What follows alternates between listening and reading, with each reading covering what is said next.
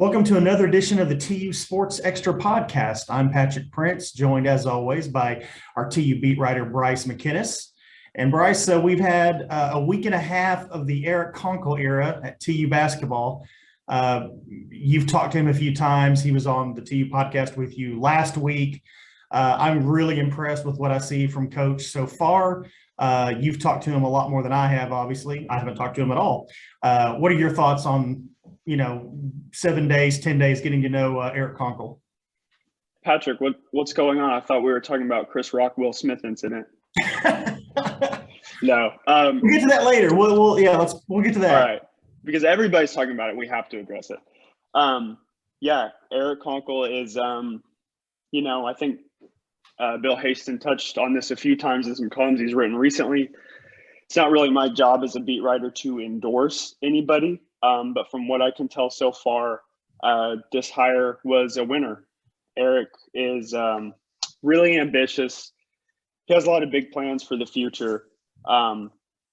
He has a players first, kind of a player-led team mentality about the way, he goes about practice. I've got to sit in a few practices this last week. He talks a lot about reaching measurable progress. They have a drill. This is just a quick anecdote that they've been doing where each player shoots, and they have 8 players right now who are active. Each player shoots however many three-pointers they can hit in a 5-minute period. And the goal is to get to 50. The first day of practice, I think they only had 1 player get to 50. By the third day of practice, I believe they had 5 players get above 50 and 1 got above 60. So immediately you can already tell that they're making some of that measurable progress that he talked about.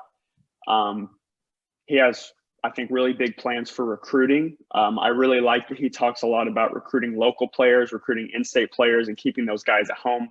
Patrick, as you know, we've talked about in the past, during Frank Haith's era at TU, the team only signed 1 player straight from high school that was a local prospect. Now, they had some other guys on the team who were transfers who were coming back home.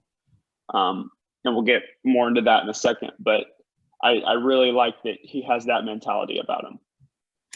TU released a video this week on Twitter of a couple of minutes of practice video of Coach Konkol interacting with players, kind of running practice. Again, it was on, I don't want to overreact after a minute and a half little clip, but I really enjoyed that clip. It's always great to see how a coach coaches practice. And I just get a great vibe watching him. I assume you've seen that clip. From what you've seen in practice, is that how he is? Yeah, absolutely. I mean, he has a great attitude every day at practice, and I think it rubs off on the players. You really notice that, during these first few practices, they've just been having fun. Like they're just, 8 college-aged buddies who obviously went through a lot with each other this last season. There's just a lot of smiles, a lot of encouragement, a lot of competition, friendly competition between players. Obviously, with only 8 players right now, they can't do a lot of live stuff. They're doing a lot of, groundwork, working from the base up. Kind of installing some drills that will relate later, I think, to the greater system that they're trying to install. But it's just it's a pretty good atmosphere in there during Eric Konkol practices. They talk about winning the press conference. He and with what TU did at his introductory press conference, they won the press conference, and after only a week and a half, it's a breath of fresh air, maybe fair to say. 2 wins. Just his personality, his energy. You can totally see this guy connecting with players, right? I mean, even me just watching your podcast with him, I just really impressed so far. All right, let's talk about players. You mentioned local recruiting earlier. Bill Haston in today's paper, I think it's today's paper, isn't it? Yes, yeah. Yeah. We post stuff online ahead of time, so sometimes I get confused when they're actually in print. He wrote on Keelan Boone. He's leaving Oklahoma State, and TU is potentially a landing spot. What are your thoughts on that? Yeah, and I wanted to touch on one more thing. Patrick, talking about Konkol's attitude towards players. Like I said, I think he's registered 2 wins so far. The first one was the press conference. The second one was keeping Sam Griffin III on campus. That speaks to the impact I think he's already had on this roster so early to retain your best returning player and reverse his decision to enter the transfer portal. You don't see that a lot. So I think that was his second win. Going forward, I think he could register his 3rd win before they ever play a game, if they can get Keelan Boone on campus. Keelan's a guy who we all know, we all remember the Boone twins winning 3 straight state championships at Memorial and then playing these last 3 seasons at Oklahoma State. I think that Tulsa is going to be one of the front runners in the mix, in the candidacy to get Keelan Boone. I think that would be absolutely a home run for this program. Obviously, Keelan is a phenomenal player. He's a really versatile player, plays well on both ends of the floor. So I think that TU fans could be really happy in the near future here with the possible arrival of Keelan Boone. Well, let me play devil's advocate a little bit on that. For all his high school accomplishments, and there were many, Sure. He didn't make that big of an impact at OSU. Why would it be different at TU? Well, for one, he had his moments. Okay, fair enough. He had games he played great. He had a game earlier this season. I forget what night it was specifically, but knocks down 5 3-pointers was big for them at times these last couple of years. You have to also take into account the difference between the competition within the Big 12 and the competition within the American Athletic Conference. Some of these guys whose stat lines look average in one conference have the potential within a different system in a different conference with different competition. There's a lot less size in the AAC to be a completely different player. I think Keelan Boone is a program-changing player from being able to see him up close in high school and in college, and being able to see what TU has returning. Keep in mind, Nikita Konstantinovsky is a 6'11" center. After Nikita Konstantinovsky, their next tallest player is 6'7". You need a little bit more size on this roster going forward. Obviously, they have potentially 4 scholarships that are going to be open. It's kind of confusing right now with some of the guys that they signed and how their outlook is looking. But for now, they're expecting to have 4 scholarships available. I think you need to load up at least a little bit on some wings and some forwards with stature and with power. Mm-hmm. I really liked, Bryce, what you wrote a couple of days ago. Speaking of local players, you kind of did a little rundown of a handful of players with local ties that TU might look at. If they're not already, we don't, it's recruiting. Maybe they're kind of looking at them already, but anyway, thought it was kind of an informative little piece by you. Anything you want to add on what you wrote? Yeah, I wanted to add one guy's name into the mix. So I've known this player for a long time from his high school days at Southmore. I spoke with people close to him, including his AAU coach and some family members, the day after that story went to print, and that's Sam Godwin. So Sam Godwin's a 6'9", 6'10" center who has played the last 2 years at Wofford. He graduated from Southmore in 2020. And from what I've heard, TU has shown interest in him the last couple of days. They've been in communication. TU was on him a little bit out of high school. I believe he did receive an offer from TU when he was a senior at Southmore. He went to Wofford. He averaged 6.5 points a game, I believe, at Wofford in 2 seasons. Shot 64% from the field in 2 seasons. And then going back to his high school days, he was an all-state selection coming out of Southmore. Super, super athletic post. Can even split out and play in the corners, hit some shots at times. Super powerful and moves extremely well. That is another guy who I think would be absolutely a home run if TU could bring him in. And oh, by the way, we have spring football. Not too often that football takes a back seat to basketball, but due to the excitement with Coach Konkol's hire, TU basketball's kind of been in the news a little bit, and kind of football's a little under the radar. What's going on with TU spring practice?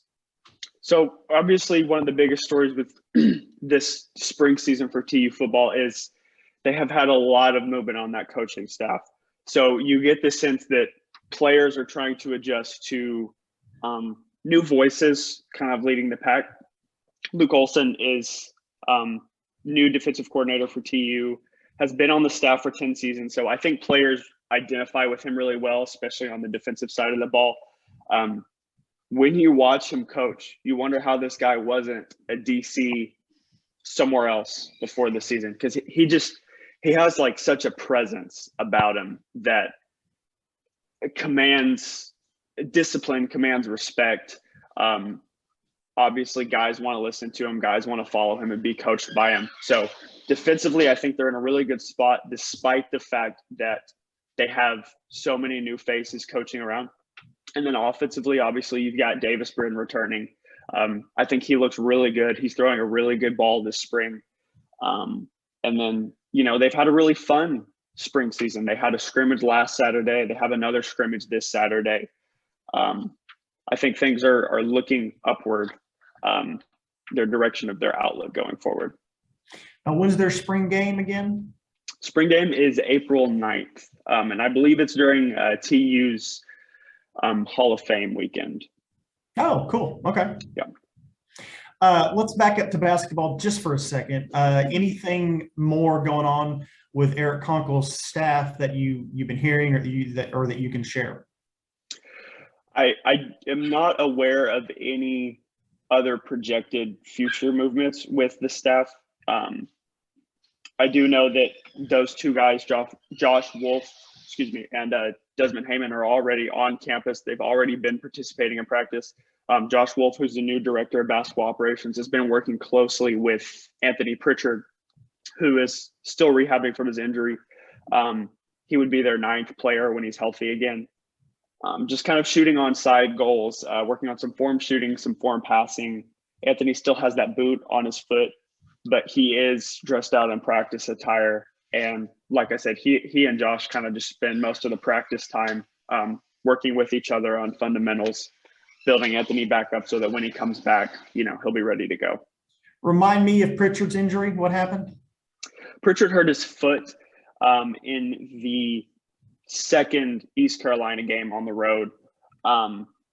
He had I believe an 8-week timeline. He's already 5 weeks into that timeline. So he's nearing a return. He looks good. Like I said, he's got the boot on his foot, but he's moving well. He's not moving like he's in a lot of physical pain. So I think they'll be really excited to have him back right now. And during this recruiting season, I think that TU is going to want to look at bringing on some more point guards, because right now you have Anthony Pritchard and you have Keyshawn Embry-Simpson. At the end of last season, you saw the effects of not having a true point guard on the floor. Frank Haith had to improvise with putting Curtis Haywood at the 1. And he's not a true point guard either. Obviously, he's gone now.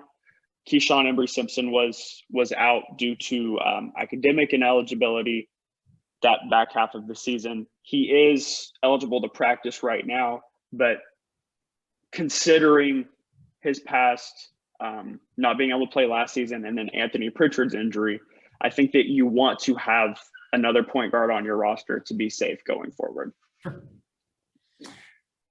Anything else on your mind? No, not that I can think of. Go read the piece I did Wednesday on some of the guys who are potentially going to be in the mix for TU this recruiting season with those 4 available scholarships. Follow my Twitter at McKinnis Bryce, and definitely feel free. My DMs are always open to shoot me some good info, shoot me some feedback on what you think about these players, Eric Konkol, spring football, or anything else going on with TU athletics right now. Now, real quick, what are you thinking about doing in the next week? You got some story ideas in your head, or you're going to get through the weekend and worry about that later? I've got some story ideas. We've been doing a series on the TU defense. So each week we've zeroed in on a different position group. We did the D-line. We did the linebackers.